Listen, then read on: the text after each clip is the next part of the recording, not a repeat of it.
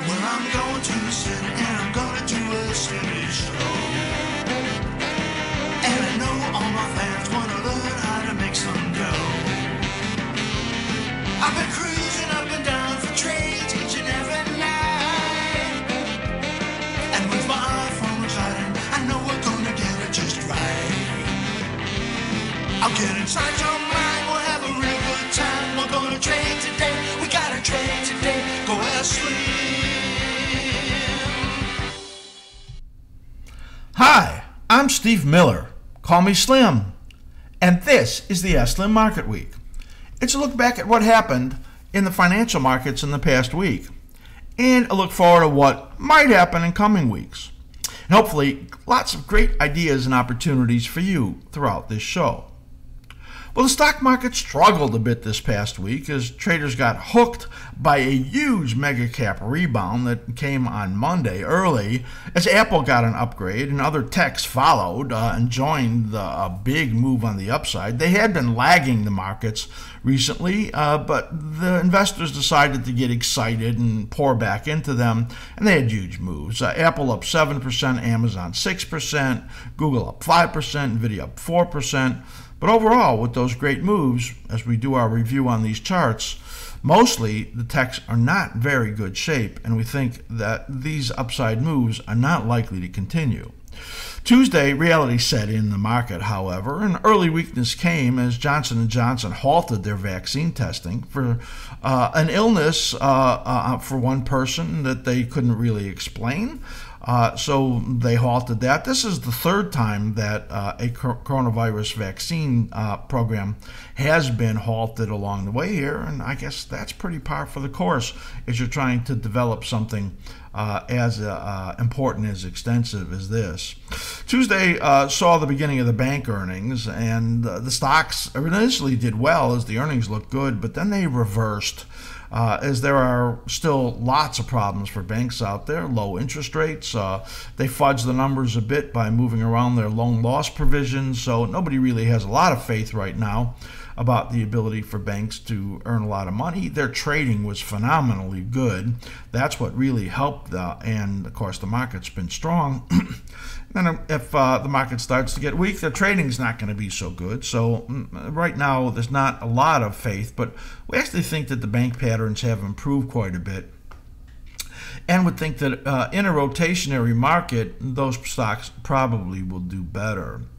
Apple, well, that iPhone event was Tuesday, and the market, part of why they lifted the Apple stock so much on Monday was that event coming, and we'll call it mostly a non-event. And there's a report out that people's plans to upgrade Apple iPhones have fallen very significantly from what was around 23% to about 10%. Of course, people have concerns about how they're going to pay their bills or about their jobs, and they're not likely to want to buy an $800 or $1,200 phone if their phone is just perfectly fine. So we believe Apple has a lot of downside risk here, and investors just simply got hooked by this last up move. So we're going to be pegging that one for decline. Funny, we're talking about rotation. I just told you banks, I think, are going to do okay, so maybe it's out of Apple and into banks. Wednesday was more of the same. Bank earnings came out, they brought sellers again, and the market accelerated sharply to the downside as Mnuchin came out and he said getting something done on the rescue deal before election, well, that's going to be difficult. Thursday, there was a big decline early in all the markets all around the world. The Eurozone, the stocks index was down 2.4%, and that was because of the COVID surge that's going on. There are curfews in London and in Paris, and now the number of new cases in Europe has exceeded for the first time 100,000 new cases in a single day. Absolutely incredible. I guess that's what happens when people get complacent.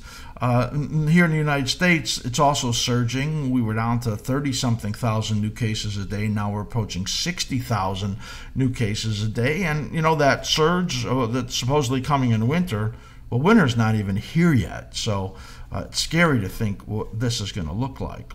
The market's down really pretty much early in the day, but then they reversed, and they only ended up slightly lower after the president came out and said he wants to make a bigger deal than anybody, a much bigger deal. And the big issue, unfortunately, is that Republicans may not pass it. They see election risk if they give in to the Democrats and Pelosi's wishes, and that their base will turn on them, so they're not excited to pass anything now, at least before the election. Friday, there was some pretty decent news that came out, but the market gave kind of a muted response. Boeing, they were cleared to fly their 737 MAX after all this time. However, the news that goes along with it is that it might take them 2 years to get the software rolled out for the software upgrade. So, and they're also not about to sell so many planes right now, with the airlines in huge trouble, and of course the economy in a massive recession, if it's not a depression. So the airlines begging for money, they're not about to buy a lot of planes. And, you know, I have to repeat again, every time I talk about airlines, we should not give them dime one. They have to bail themselves out. They spent all of these $18-20 billion on stock buybacks, so now sell the stocks. I don't care if you sell the stock down to $1 for what you need to raise, and show that, you know, you're worthy of getting a loan from the government. And the government should be very concerned about the moral hazard on this, but they never are, because companies just get bailed out and then they do the same thing again. It's just a sad situation. So I can hardly resist talking about that every time I say the word airlines. Pfizer came out, and that was really good news. They said they could apply for emergency approval for their COVID-19 vaccine by mid-November, which means that they're confident about it. They still got there's massive roadblocks on the way to that also, especially about the adoption, which is expected to be 50% or less by the people on a vaccine that may be 85% effective. So that doesn't get you to herd immunity, that's for sure. But maybe the market is stalling here more about the stimulus, because Mercantile came out and said that bigger deal that Trump wants, well, it absolutely will not pass the Senate. And they want to vote this week coming up on a skinny deal of some $500 billion that will be rescued to the people, which certainly, to me, makes sense, and not 2.2 trillion or more of just pork that they want to pass in those much bigger bills. No way I would agree to that. Of course, I'm not in the Senate. The last couple of weeks, we discussed the likelihood of the stock market being in a range before election. People don't know what's going to happen in here, and the news going back and forth is not moving the markets all that much, and it seems very range-bound. I want to share my analysis with you on my weekly chart on the SPDR. SPY. I almost never bring weekly charts in because this is mostly short-term view that I do here, but occasionally I bring this in. I really want you to see where I'm getting the range from that I'm talking about for the market. So let's take a look here as we look at the SPY chart. That's the SPY.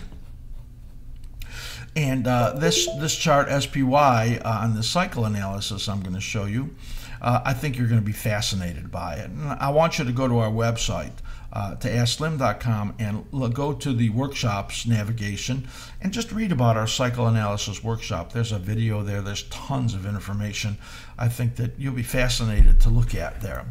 So here is the SPY chart. I'm just going to blow this out a little bit so you can see what's going on here. We're looking back to 2014, and these are weekly cycles. And there's what I call the great megaphone that many people have on their charts, and you can see that the market is way up at the top of that megaphone. We're going to look in here, and what I want to describe to you is what we have. Each of these blue numbers in here are the number of weeks to the peaks and troughs in here. And these cycle brackets on the bottom show you that there is some average length that comes to about 22 weeks. That's from the low to the low. low to low. You can see in here low to low is 18 weeks. And the principle of variance says it will vary something like 3 or 4 weeks longer or shorter. When you get to right over here where it was 27 weeks long, that's really, really long. And I admit that this confused me because it rallied longer than I expected it to, as the Fed was pumping in all the liquidity and the government spending all that money, and then it ran long to 27 weeks on the downside. But basically you could see 21 weeks, 25 weeks, 18, 18, 24, and you could see the percentages of declines in the yellow zones. There you could see the yellow zone is where you get to the nested period where 2 cycles come down, 23%, 6.7, 6%, 35% on the downside, 10.8% on the downside. So you have a very, very, really nice cyclical look in here of how you can project the market. So the probabilities are high. Once you make this kind of a nice bullishly configured cycle, that the next cycle will at least test the highs right there. I think that because the NASDAQ stocks are looking overall weak, that you're not going to be able to surpass this by very much. But that's 358, 359 right over here on the SPY. Then the supports are down over here. Now what I want you to see is that there are these minor cycles, the mid-cycle points right over here. And you could see it shaped very pretty in here. So there's a mid-cycle drop right here. And all of these cycles, I'm just going to blow this up again one more little time. You could see there are these minor cycles in here, those gray lines that show you. And what that points to is a decline right over here into and around the election time. So my opinion is that we're going to test the highs, 358, 359, right up over here, either now or after the election. I don't really know which one it is when I look at this. It could happen now, and I'll show you in the short-term view that the pattern allows for it, or it could go down into the election here and then test these supports. And, we're looking for these supports in here in the area of 341, 337 right there. But if it got under 332, that would be bad. And it would say that we could be in a lot of trouble and really accelerating more to the downside than that. It's not what I'm calling for. I'm calling for this range, pretty much equaling that all-time high there and getting down into this support zone over here, 341, 336, 337 right there, and then doing better after the election. Now, if the market acts, again, really poorly, gets under this level, it's a warning. Gets under this level here, it's a bull market end. So pretty, I think, important numbers that we see in here. Right now, we're calling for this range right in there as we get into the election, with risks pretty significant around that election time for a downside move. And then this yellow zone right over here. This comes for around the end of the year and into February, where the next big risk comes into the market. So this is an intermediate term view that I'm showing you right in here, and it shows, pretty good likelihood that we're going to be in this range. But then sometime after we get to the end of the year, or anytime we get up and test those highs, I think that rally is important to use to lower risk. You lower your exposure in the stock market, because I think there are 2 phases in here that you can see where there's some potential large declines coming in the market. Is this going to be another 6% decline, or is it going to be another decline of 30%? Well, right now I don't know. I just think that the timing is very clear on these. And again, get up to that old high, I think it would be time to think about lowering risk. That is the SPYDER, SPY, S&P 500, and the cycle analysis in here. And again, please go to askSlim.com to the workshop, navigate to the workshops, and watch that video in there, and you'll get a good feel for this style of analysis. It is what some member in the past labeled our work as chartistry, and I absolutely love that. So learn about our chartistry by going to askSlim.com. That is a look at the weekly analysis on the spiders. For the stock market for the week, well, the major indexes were fractionally up. The NASDAQ maybe a little bit stronger based on that big move on Monday.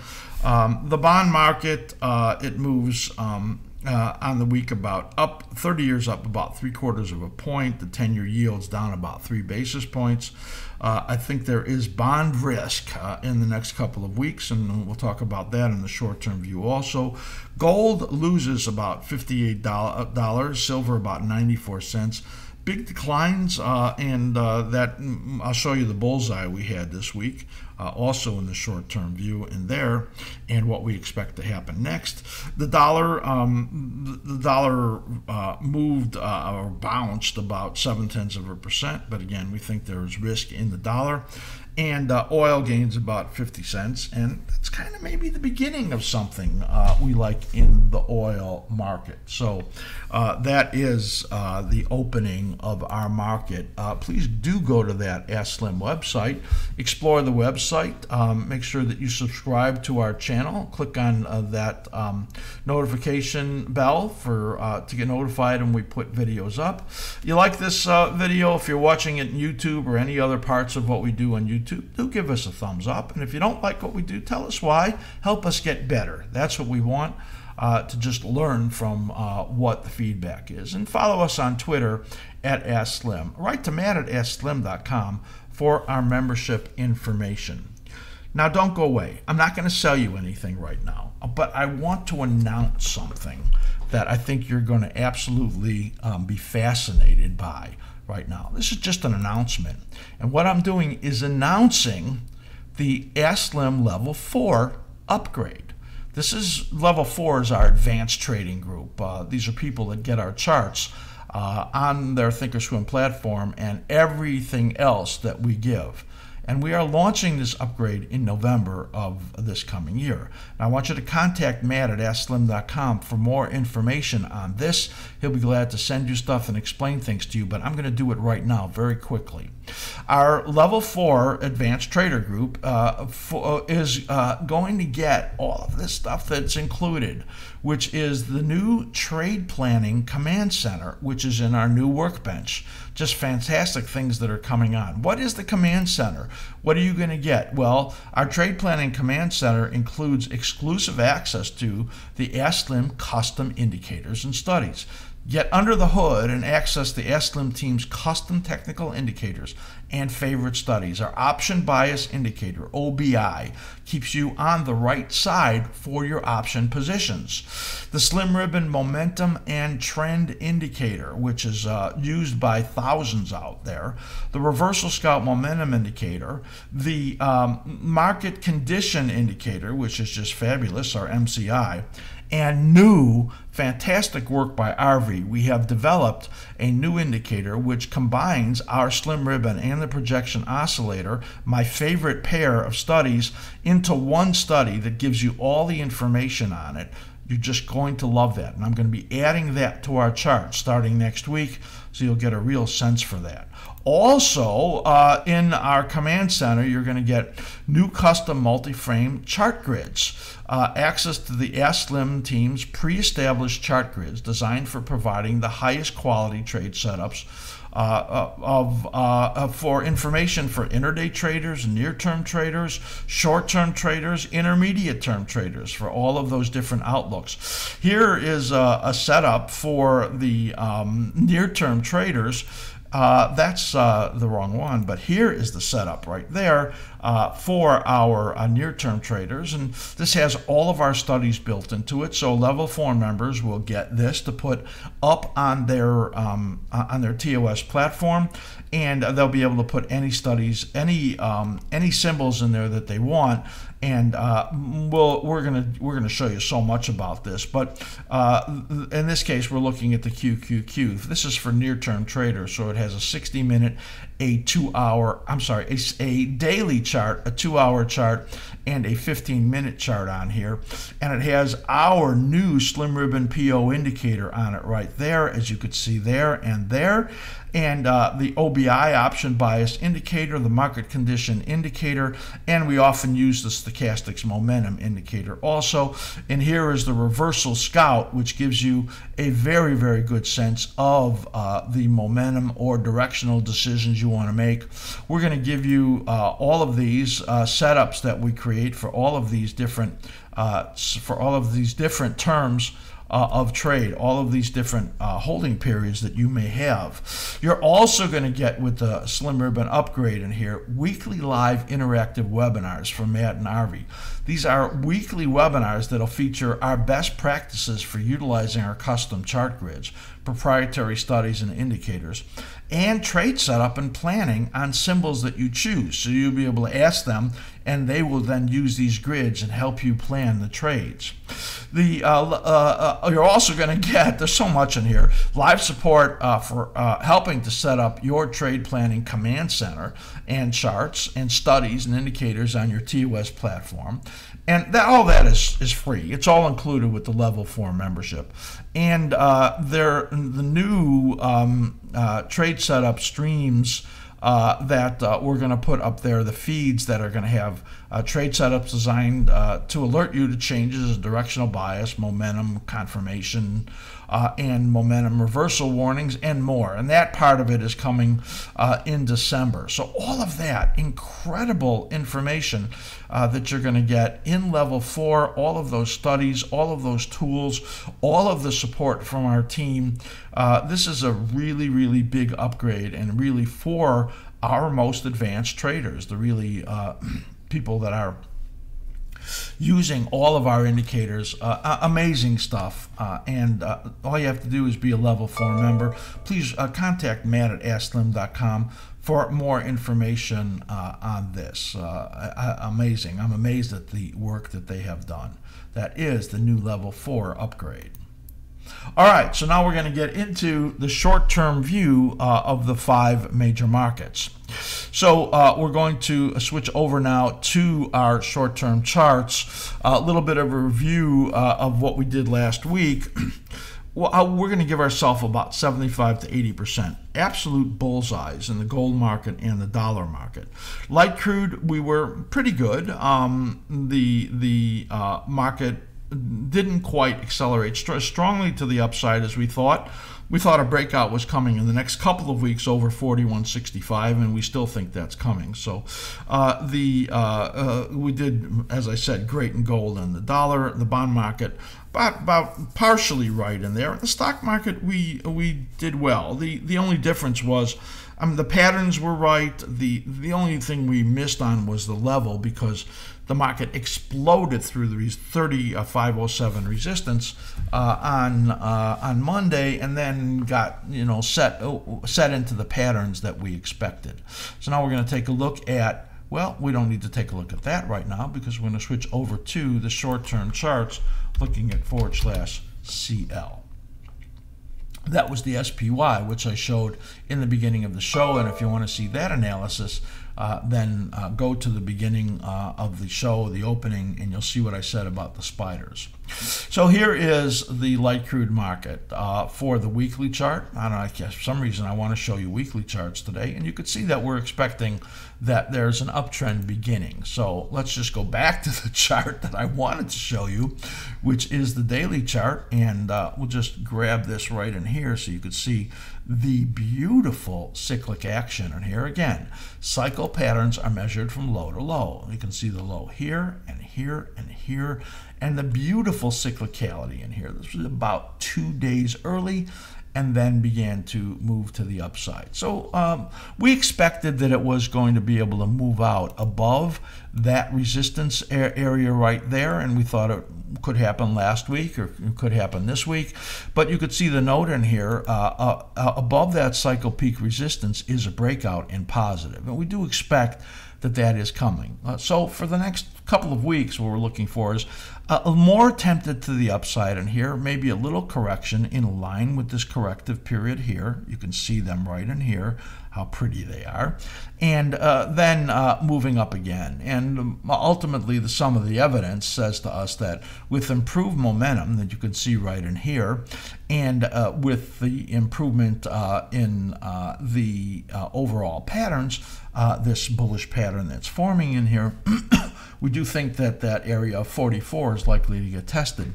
And there's still some work to do because the intermediate momentum is still negative. So it's got some work to do. Right now you could see we're trading in a range, but we think we're going to get over that 41.65 number and then work our way up to 44 over coming weeks.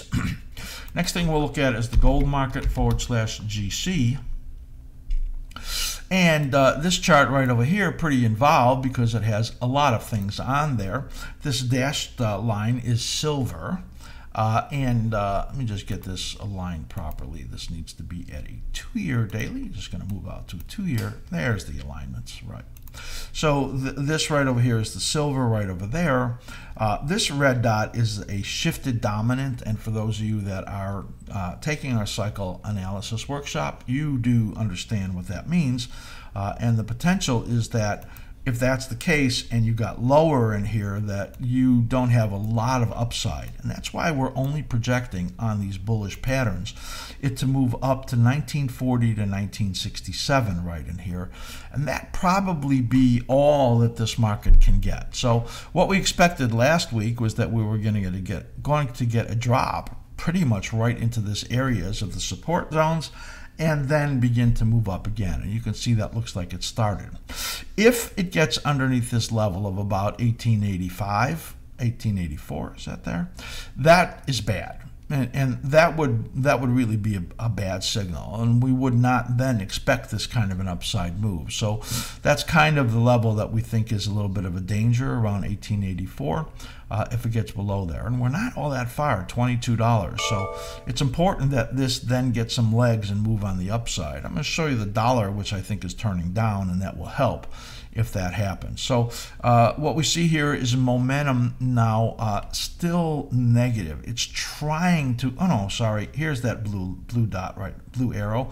It turned neutral. So we improved here a bit to neutral, and we think that the upside movement here is going to be relatively muted in there. We still have downside patterns that are suggestive looking at these negative cycles forming in here, and it looks like that the upside will be relatively muted.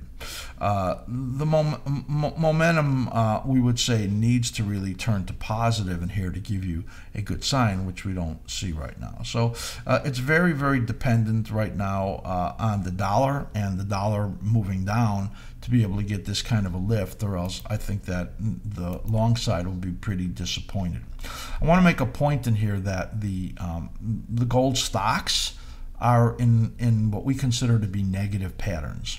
And it seems like the holders of gold stocks are getting out ahead of what could be a bigger correction down the road in the gold market. So we've been massively bullish on gold for a lot of time in here and caught huge moves on the upside. But now we're cautious. We just don't think that there's a ton of upside potential here in the gold market. 1940, 1967 in the next 2 to 3 weeks, and that may be it.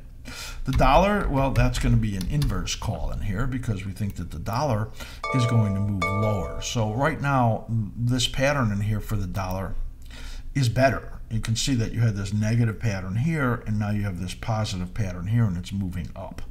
So we think the dollar could move up in here to between 93.85 and 94.35 right there, and then the risks really pick up. And this is where gold and silver could do better, right in there.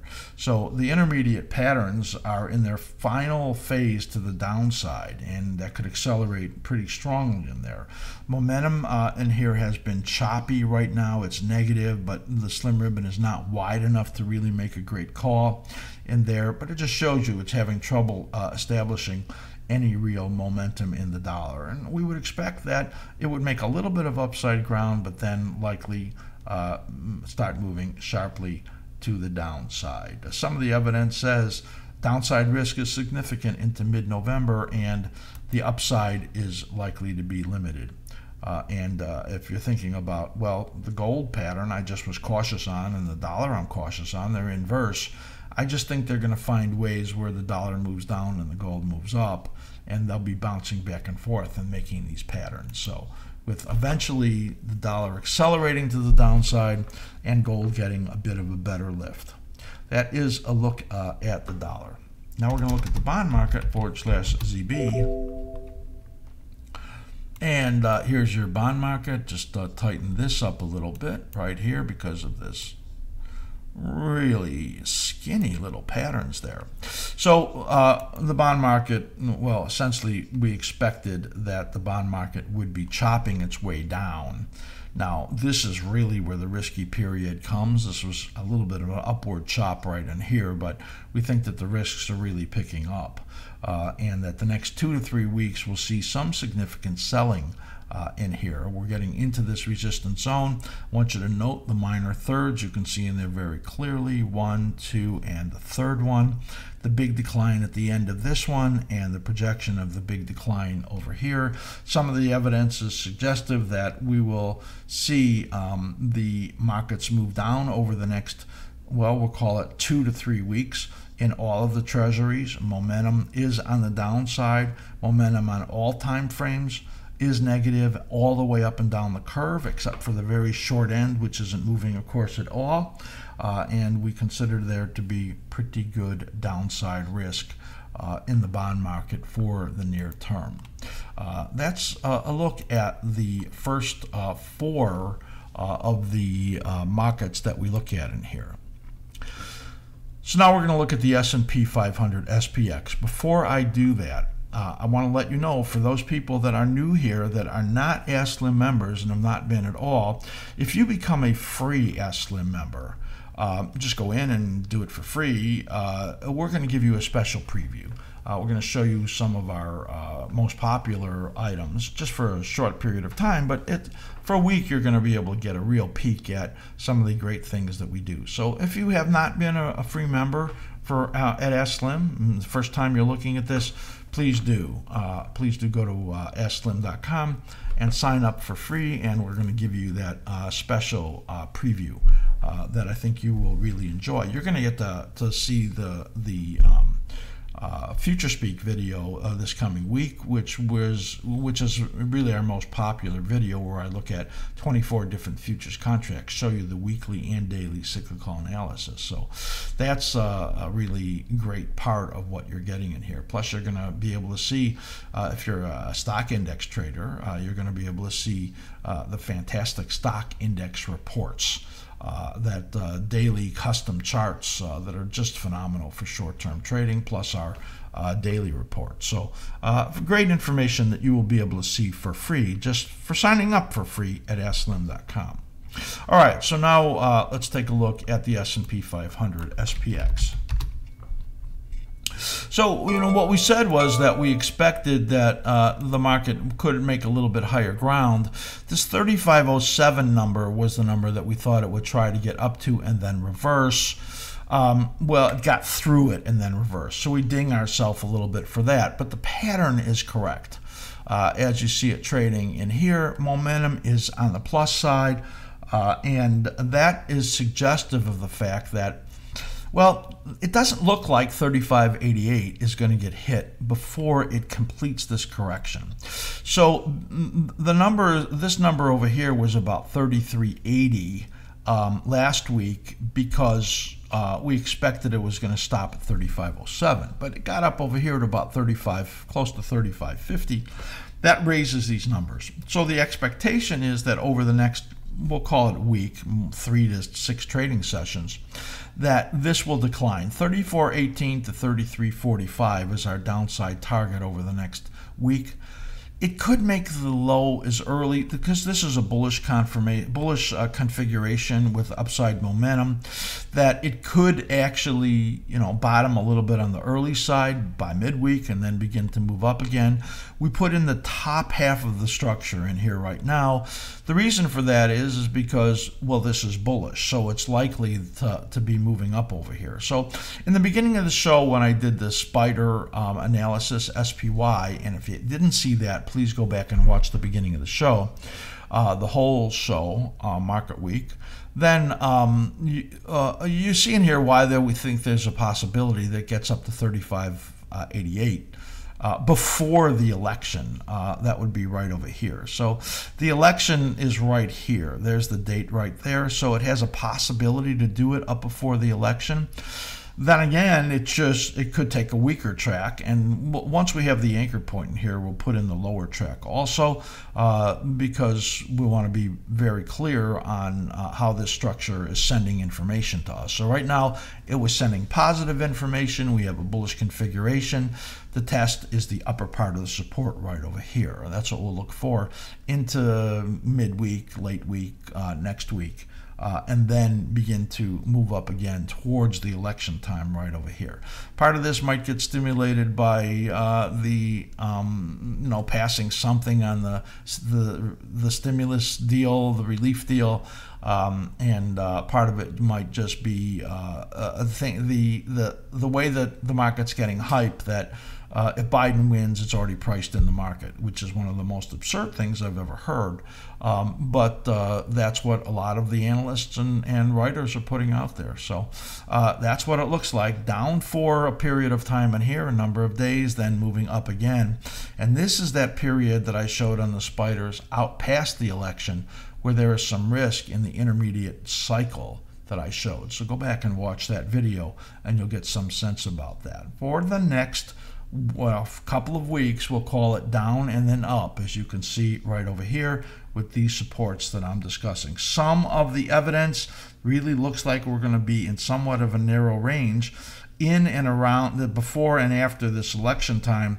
35.88, 33.45 approximately is what we're looking at right now, with a potential maybe down to this level over here, as you could see us projecting right there. So if it would happen to ever get under this level right over here, 32.10, that would be one of the more ugly tops that we will have seen set in there. So structure bias is all positive, as you could see in here. Some come down a little bit, move up a little bit, and that is it. That is our look of the S&P 500. Go to askSlim.com and sign up for a free account if you've never done that, and we're going to give you a great preview. That is it for Market Week. I hope that was fantastic information for you. Please do, if you didn't see the preview that we put up there, the announcement on the level 4 upgrade, go watch that also. We're not selling you anything. We're just simply showing you the amazing things that are coming into level 4, amazing enhancements that we're doing in there. I want you to be so unbelievable careful. It is so crazy out there, and we're always wishing you great trading.